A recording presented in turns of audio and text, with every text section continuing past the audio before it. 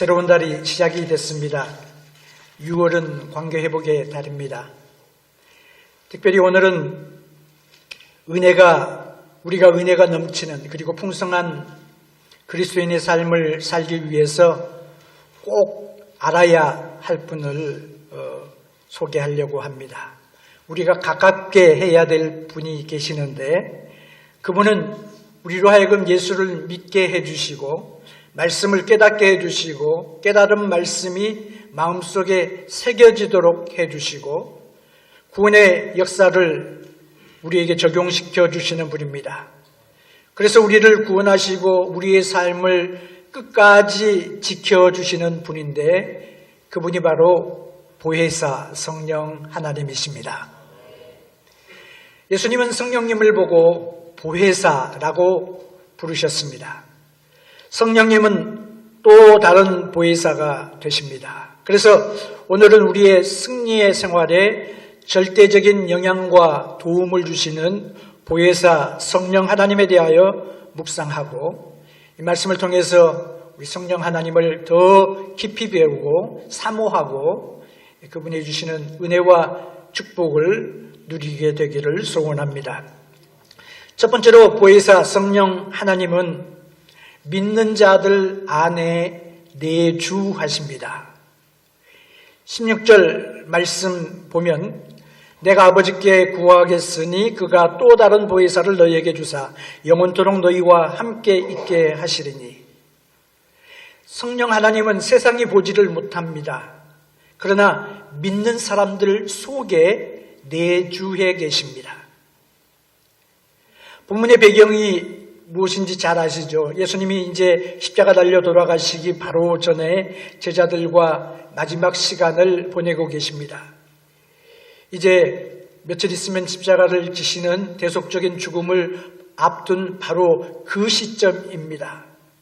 예수님이 제자들과 다락방에서 마지막 시간을 보내시면서 하신 말씀을 이제 사도 요한이 그것을 함께 모아서 다락방 강화의 섹션을 만들었습니다. 그 중에 하나가 14장입니다.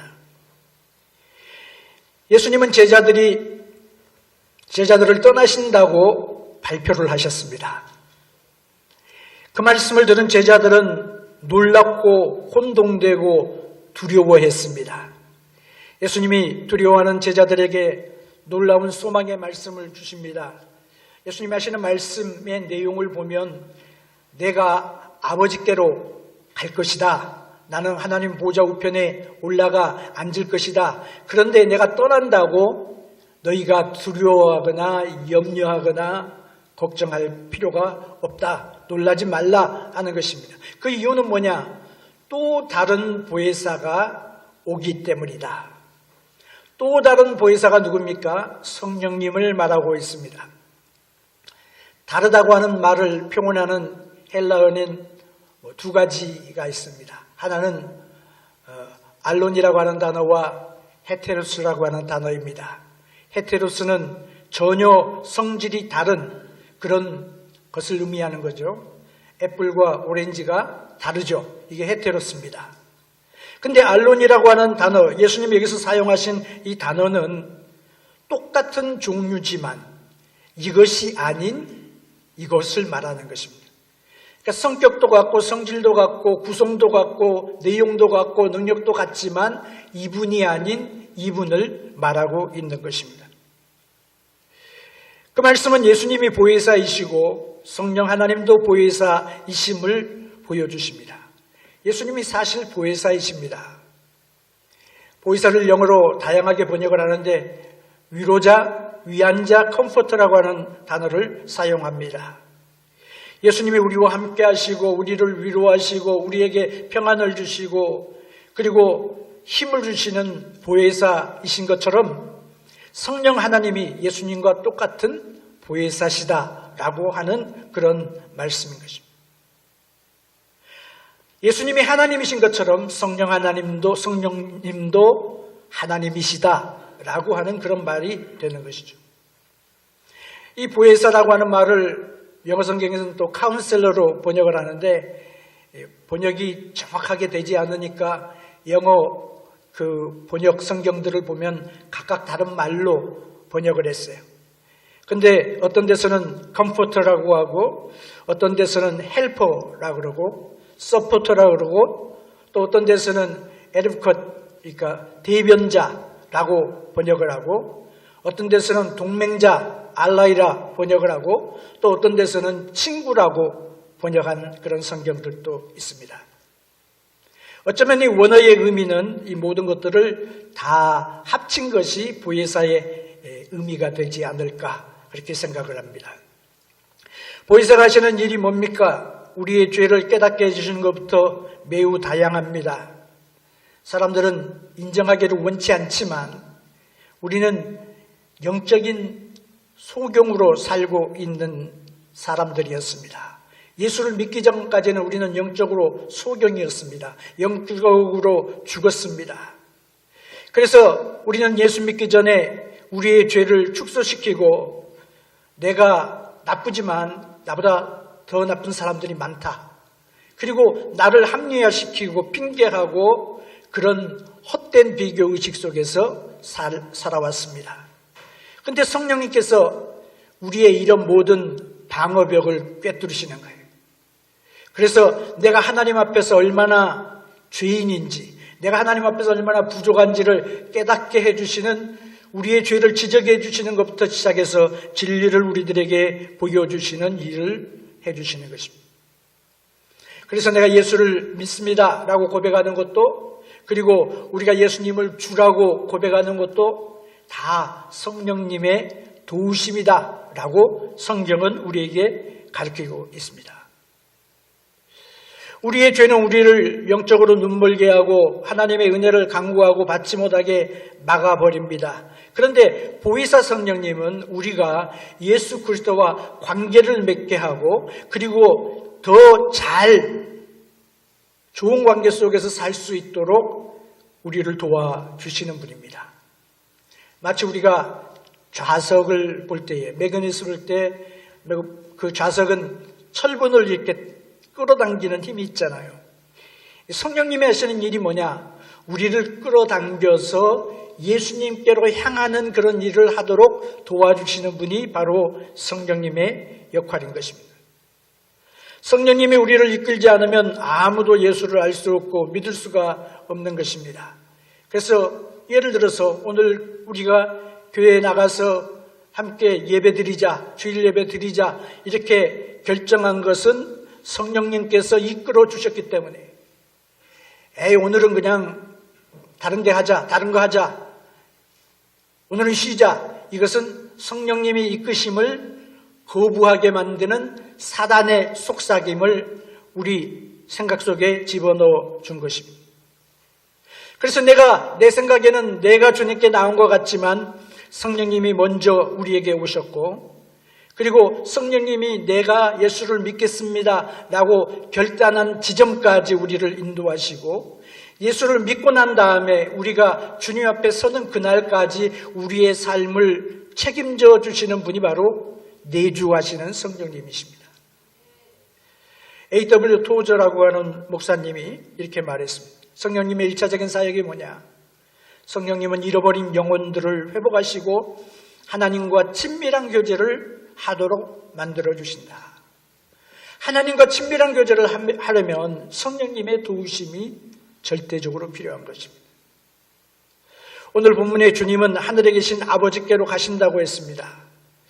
십자가를 지시고 3일 만에 부활하신 다음에 제자들에게 부활하심을 나타내 증거하시고 그리고 이제 승천하시겠다는 거죠. 그리고 하나님 보좌 우편에 앉으시고 세상 마지막에는 세상을 심판하러 다시 오신다고 약속해 주셨습니다. 이제 하나님이 예수 그리스도로 말미암아 예수 그리스도의 이름으로 세상을 구원하는, 인류를 구원하는 복음의 시대가 열렸습니다. 엄청난 시대가 지금 열려지고 있는 거예요. 그런데 제자들은 그런 소리는 다 귀에 들리지 않고 예수님이 떠나신다는 말만 가지고 마음이 두려워하고 낙심하게 되었습니다. 청천벽력과 같은 말씀을 들었어요. 16절에 주님이 하신 말씀이 내가 아버지께 구하겠으니 그가 또 다른 보혜사를 너희에게 주사 영원토록 너희와 함께 있게 하시리니. 성령님은 우리와 영원토록 함께 하시는 보혜사 하나님이시다. 그런 말씀이에요. 성령님이 진짜잖아요. 성령님 정말로 무혈하신 분인데 성령님은 영이시기 때문에 우리 눈에 보이지 않습니다. 근데 예수님께서 성령님을 바람에 비교해서 설명을 해주신 적이 있어요. 바람을 우리 눈으로 볼 수는 없습니다. 그런데 우리는 바람을 경험할 수 있습니다. 바람을 느낄 수 있습니다. 바람이 불 때에 내 살갗에 닿는 감촉으로 바람이 부는구나 알 수 있습니다. 나뭇가지가 흔들리는 걸 보면서 바람이 부는구나 알 수 있습니다. 거대한 풍차에 그 바퀴가 돌아가는 것을 보면서, 날개가 돌아가는 것을 보면서 바람이 있구나. 때로는 허리케인 바람과 같은 감당할 수 없는 강한 바람을 경험하는 것이 바람의 위력을 보는 거죠. 마찬가지로 보혜사 성령님도 우리가 경험할 수 있습니다. 주님이 하나님 아버지에게 또 다른 보혜사를 보내주시라고 구한다고 하셨습니다. 그래서 성령 하나님은 아버지 하나님과 예수님이 보내서 하나님 아버지와 아들 예수 그리스도의 보내심을 받고 세상에 오셨습니다.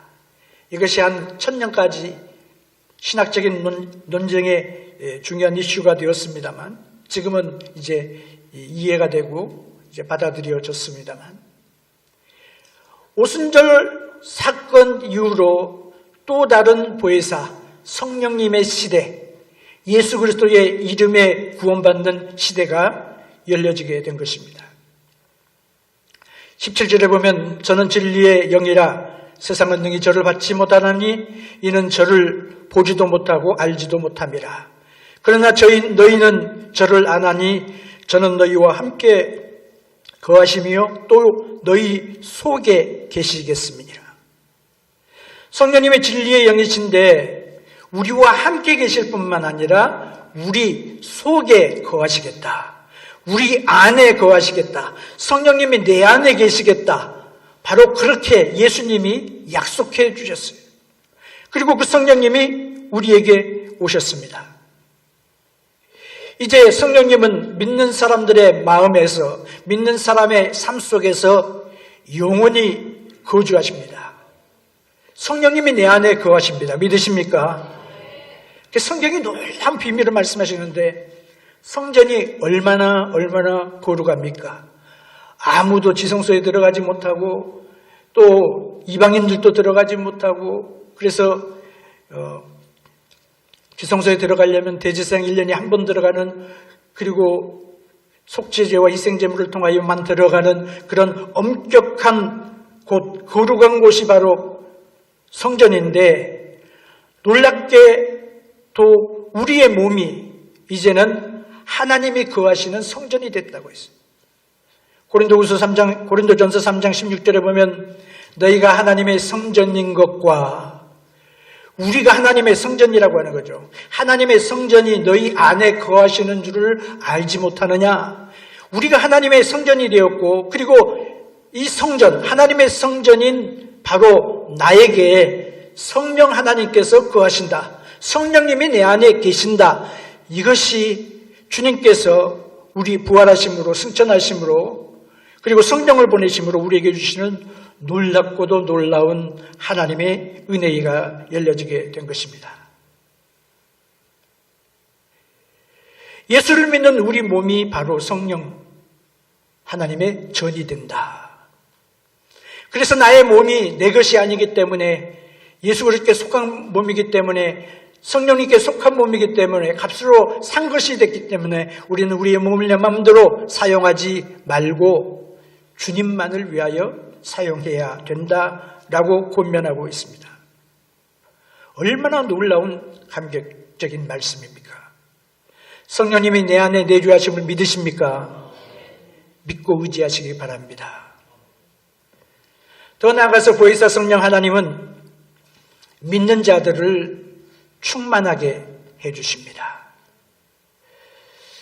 오순절 마가의 다락방의 제자들이 예수님의 말씀대로 성도들이 함께 모여서 저녁 기도에 힘쓰고 있었습니다. 그들은 예수님 명령하심 따라서 예루살렘 떠나지 말라, 보혜사 성령이 임하실 때까지 기다려라 하시는 그 말씀을 듣고 언젠지도 모르지만 그러나 마가의 다락방에 모여서 기도하고 있었습니다. 예수님이 승천하신 지 열흘째 되는 날, 그날이 바로 오순절이거든요. 오순절은 유대인의 유명한 3대 절기 중에 하나인데 그 오순절 날 성령 충만이 임하셨습니다. 그래서 모여있던 각 사람들이 남녀노소 관계하지 아니하고 모든 사람들이 다 성령으로 충만하게 되었습니다.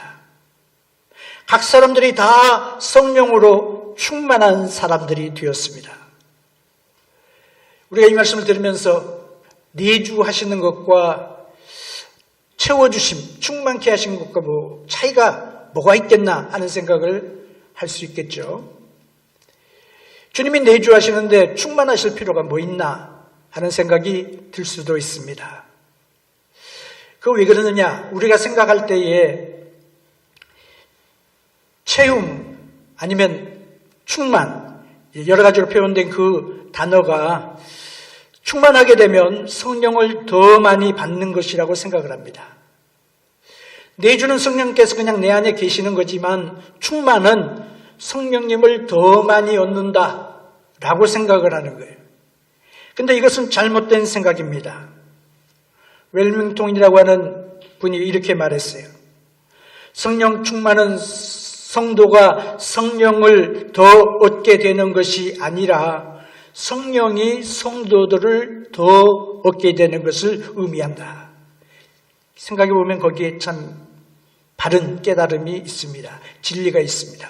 다른 말로 하면 성령 충만은 성령님이 나를 지배하시는 것을 말합니다. 성령님이 나를 컨트롤하시는 것을 말합니다. 에베소서 5장 18절에 보면 사도 바울이 이렇게 말합니다. 술 취하지 말라. 이는 방탕한 것이니 오직 성령 충만을 받으라 말씀하셨어요. 술 취하지 말라. 술 취함과 성령 충만이 반대다 말씀하고 있어요. 반대인데 술 취하면 어떻게 됩니까? 많이 안 드시기 때문에, 안 들어보셨기 때문에 잘 모르시겠지만 술에 취하면 술이 지배를 합니다. 그렇잖아요. 술이 지배해서 이상한 말도 하고 이상한 행동도 하고 어떤 사람은 그 핑계로 또 이상한 행동을 하는 사람도 있지만 술이 지배를 하면 술의 지배를 받아 이상한 사람이 되는 것이죠. 그러나 우리가 성령으로 충만하면 성령의 지배를 받는 것입니다.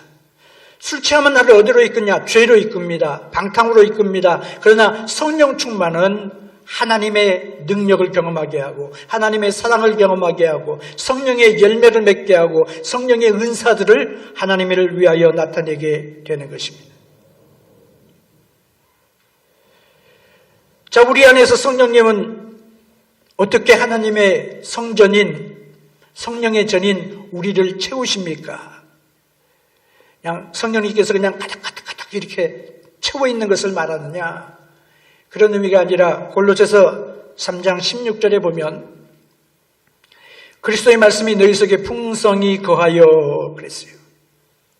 그리스도의 말씀이 내 속에 풍성히 거하면 하나님의 모든 지혜를 얻게 됩니다. 그리고 피차 가르치고 배울 수 있게 됩니다. 하나님의 영이 나에게 충만히 거하면 세상의 사람들이 살아가는 것과 다른 생활을 살 수가 있는 것입니다. 놀라운 성도의 삶을 살 수 있게 만들어 주시는 것입니다. 다른 말로 하면 성령 충만은 성령님의 지배를 받는 거다.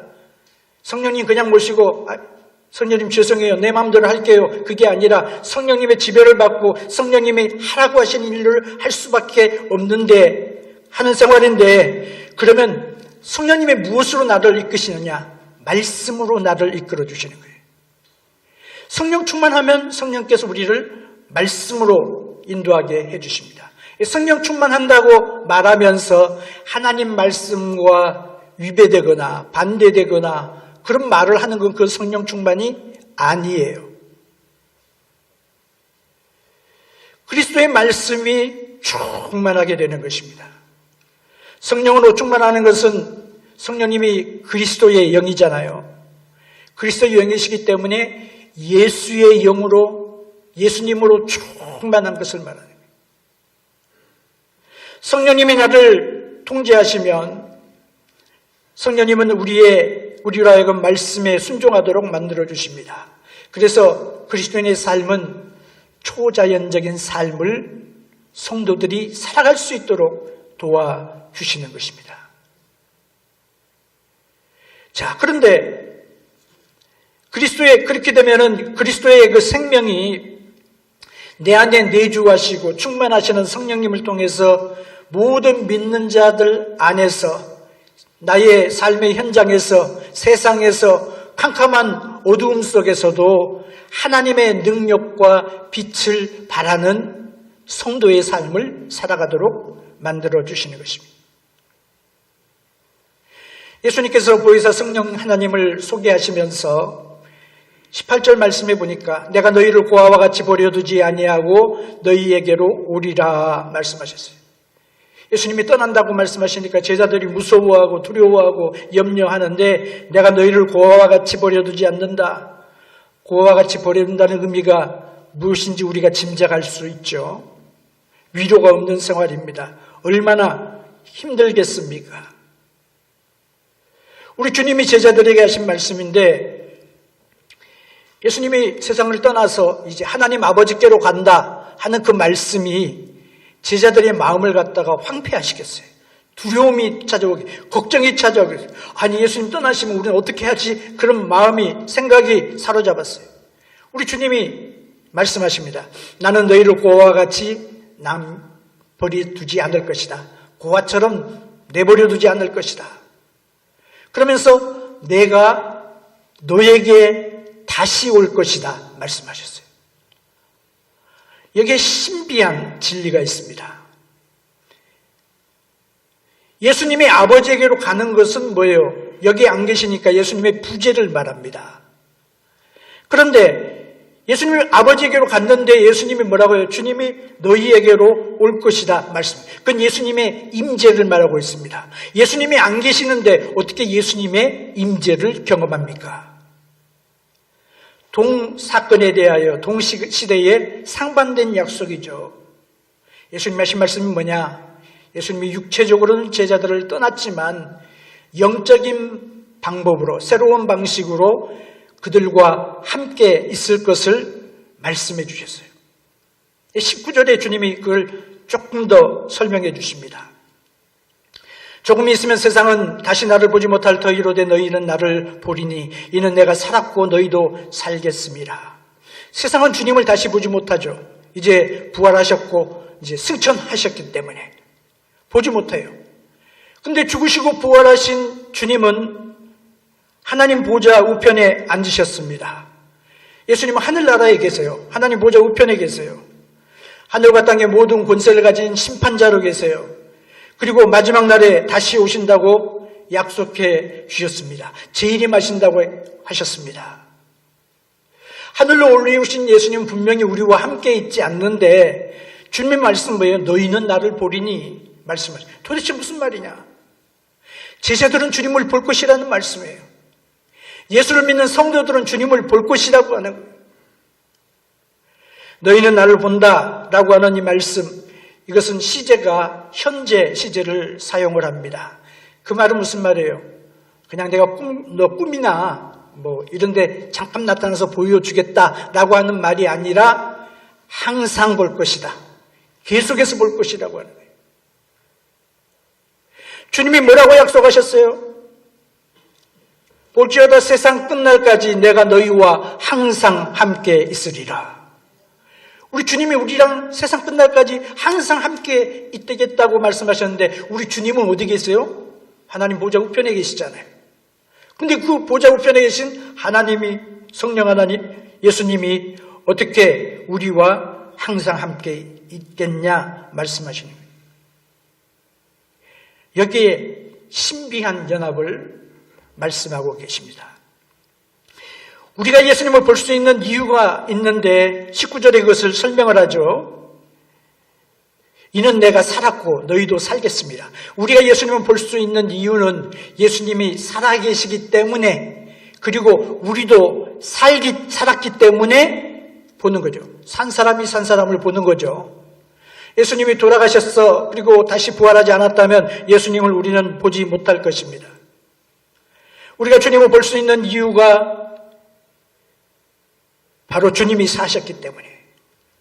주님이 사셨다고 하는 말은 이것도 역시 현재 시제를 말하고 영원한 시제를 말하고 있어요. 주님이 십자가에 달려 돌아가셨지만 다시 사셨습니다. 3일 만에 부활하셨습니다. 부활하신 예수님은 영원히 사십니다. 주님이 사신 것 때문에 우리도 살게 되었습니다. 주님의 영원하신 생명을 우리도 누리게 되었습니다. 예수 그리스도가 살아계시기 때문에 우리도 살아있게 된 것이에요. 우리는 예수 그리스도가 사는 동안 항상 살아있을 것입니다. 주님은 영원하시잖아요. 그래서 주님은 영원히 사시는 거예요. 예수의 생명을 가진 우리도 그래서 영원히 살게 되는 것입니다. 영원한 그 삶을 누리게 되는 것입니다. 성령 충만은 우리가 그리스도인의 삶을 사는 데에 항상 누려야 될 축복입니다. 성령 충만은 한 번 성령 충만 받고 끝나는 것이 아닙니다. 성령 충만은 항상 반복적으로 받을 수 있는, 받아야 되는 그런 하나님의 은혜인 것입니다. 예수님께서 뭐라고 말씀하셨다고요? 성령 충만하기 전에는 예루살렘을 떠나지 말라. 성령 충만하기 전에는 내가 아무것도 할 수 없는 존재이기 때문에 그렇습니다. 성령 충만하기를 기다리라고 명령하셨습니다.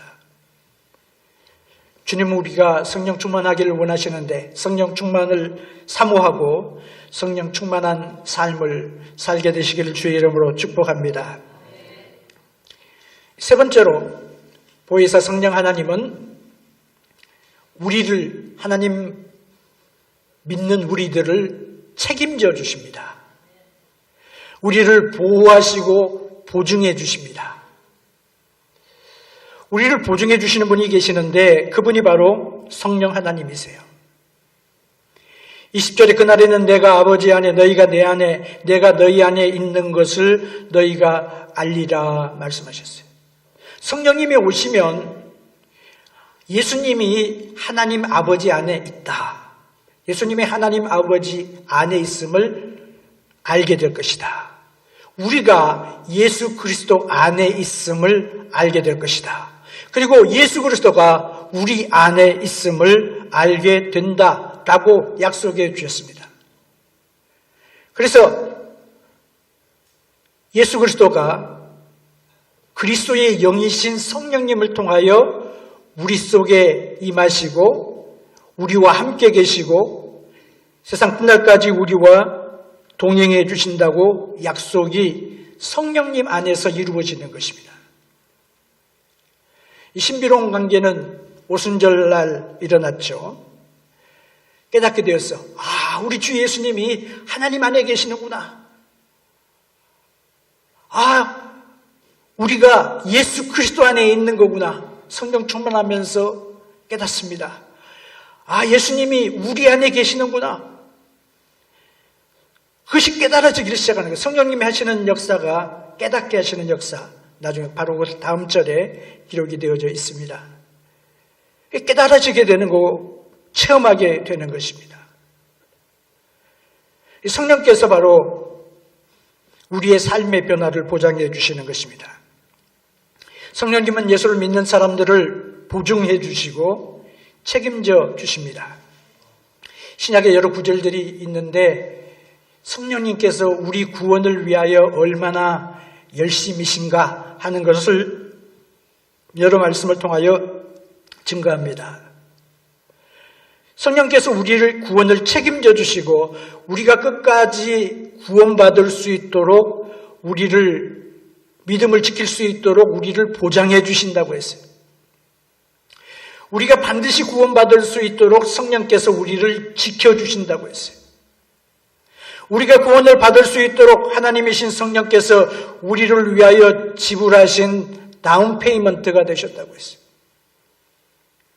이러한 성령님이 우리를 위하여 준비해 주신 인슈런스 패키지, 이것을 우리가 믿기 때문에 우리는, 예수를 믿는 우리는 구원을 받았다, 우리는 천국 간다, 나는 하나님의 아들이다 라고 확신할 수 있게 되는 것입니다. 성령 하나님께서, 보혜사 성령님이 우리 믿는 자들을 책임져 주시는데 우리에게 힘을 주시고 또 우리에게 힘이 되어 주십니다. 예수를 믿는 것이 성령님의 역사이죠. 성령님은 자신을 우리들에게 나타내시고 우리에게 확신을 주십니다. 21절과 23절에 보면 나의 계명을 가지고 지키는 자라야 나를 사랑하는 자니 나를 사랑하는 자는 내 아버지께 사랑을 받을 것이요 나도 그를 사랑하여 그에게 나를 나타내리라. 23절 예수께서 대답하여 가라사대 사람이 나를 사랑하면 내 말을 지키리니 내 아버지께서 저를 사랑하실 것이요 우리가 저에게로 와서 거처를 저와 함께 하리라. 주님이 천국의 맨션을 준비하러 가신다고 14장 1절에 말씀하십니다. 여기서 거처는 우리가 생각하는 그 오두막집이나 조그만 카리지 같은 것을 이야기하는 게 아니라 큰 맨션, 어마어마한 맨션. 제가 가본 맨션 중에서는 로드아일랜드에 있는 밴더빌트의 그 맨션이 제일 크더라고요. 거기 보니까 방이 얼마나 많은지, 얼마나 화려한지. 그런데 사람이 만든 맨션이 그러다고 할 것 같으면 우리 주님이 지금까지 준비해 놓고 계시는 그 맨션은 얼마나 더 놀랍겠습니까? 근데 그 맨션에서 누구랑 같이 보낸다고요? 힘 있는 사람, 권력 있는 사람, 능력 있는 사람, 세상에 권세 가진 사람이 아니라 주님을 사랑하는 사람들과 함께 하겠다 말씀해 주셨어요. 천국에서, 하늘에서 영광스러운 주택, 시공간을 초월한 상하로 만든 궁전, 우리 표현이죠. 이거는 진주로 만든 그런 아름다운 성, 이 아름다운 곳을 우리의 영원한 주거지로 주시겠다고 하는 거죠. 우리의 조그만 집이 아니라 하나님의 집을 우리에게 주시겠다고 말씀해 주셨어요. 24절 나를 사랑하는 자는 내 말을 지키지, 사랑하지 아니하는 자는 내 말을 지키지 아니하나니 너희의 듣는 말은 내 말이 아니요 나를 보내신 아버지의 말씀이니라. 주님이 대조법을 사용하시죠. 주님이 대조하는 것은 대조하려는 내용을 주목하라는 말씀이에요. 그래서 사랑이 없으면 순종하지 않는 거예요. 사랑하면 순종하게 된다. 사랑은 우리가 하나님의 계명을 지킬 수 있는 유일한 힘이 되는 것입니다. 예수님의 이 말씀은 타락한 인생들이 온전히 지킬 수 없습니다. 예수 그리스도의 말씀은 하나님의 말씀이라 그랬잖아요. 그래서 예수님이 하신 말씀을 행하지 않는 것은 바로 하나님 아버지께서 하신 말씀을 행하지 않는 것과 같다 그랬어요. 내가 너에게 말하는 것은 내 말이 아니라 아버지의 말이니라 말씀하셨어요. 이 말씀 뭐냐? 예수 그리스도의 절대성을 말씀하고 계시는 것입니다. 이 세상의 모든 종교 중에서 예수 그리스도의 말씀을 거부하는, 말씀을 부인하는 모든 종교는 거짓이다 라고 하는 것을 보여주시는 것입니다. 성령 하나님이 하시는 역할이 뭐예요? 우리를 세워주는 역할을 한다 그랬죠. 책임져 주시죠. 성령님이 우리를 붙잡아 주세요. 어느 날 영국의 그 레드스탁 경, 로드 레드스탁이 이제 울위치라고 하는 곳에 가서 연설을 했습니다. 하나님 말씀을 증거했습니다. 그리고 집으로 돌아가기 위하여 기차를 타려는데 시간이 늦어가지고 열차를 거의 놓칠 뻔했어요. 그래서 이제 옛날에는 영무원이 호루라기를 휙 불면 그 소리를 듣고 기차가 출발하곤 했었잖아요. 그것처럼 이제 기차가 막 출발하려고 하는데 뛰어 올라가가지고 겨우 자리를 잡고 객실에 앉았습니다. 그랬는데 한 젊은 장교가 헐레벌떡 그를 쫓아와요. 그래서 그 라드스닥이 앉아있는 그 창가로 와가지고 말을 자꾸 붙이는 것입니다. 선생님, 저는 오늘 밤 당신이 말씀하시는 것을 들었지만 제발 말씀해 주세요. 제가 어떻게 설 수 있겠습니까? 기차가 움직이기 시작합니다. 레드스탁 경이 호주머니에서 연필을 꺼냈어요. 손바닥 위에 얹어놓았어요. 이 연필을 똑바로 세울 수 있겠습니까? 그럼 못 세우죠. 어떻게 세워요? 그랬더니 레드스탁 경이 연필을 이렇게 잡았어요. 그리고 손 위에 다시 올려놨어요. 젊은 장교가 깨닫게 되었어요. 그리고 하는 말이, 그래도 지금 잡고 계시잖아요. 레드스탁이 이야기를 합니다. 당신의 인생이나 나의 인생은 이 연필과 같이 혼자 설 수도 없고 세울 수도 없는 것입니다. 아무것도 할 수 없고 혼자 할 수가 없습니다. 그런데 예수 그리스도가 당신을 잡아주실 수 있는 손이 되십니다. 예수님이 잡아주시면 이 연필이 설 수 없지만 예수님이 잡아주시면 설 수 있다라고 하는 그 말씀이죠. 그로부터 25년이 지난 다음에 이 젊은 장교가 인도에서 레드스탁경을 다시 만났답니다.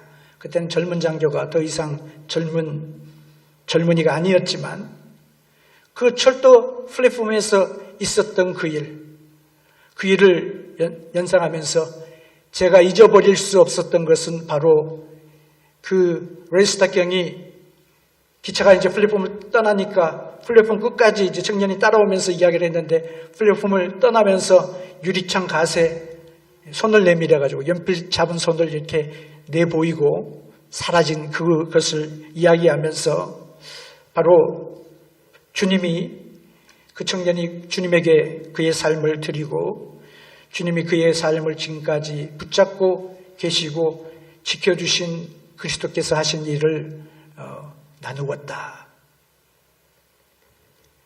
우리는 우리 스스로 힘으로 설 수 없는 존재입니다. 우리 스스로 힘으로 일을 성취할 수도 없습니다. 그러나 우리를 붙잡아 주시는 분이 바로 예수 그리스도이십니다. 우리를 붙잡아 주시는 손이 바로 예수 그리스도이십니다. 오늘 또 예수 그리스도는 성령님을 통하여 우리 안에 내주하시고 충만하시고 보호하시고 책임져 주시는 보혜사 성령님을 통하여서 불가능한 일을 실행해 나가시는 것입니다.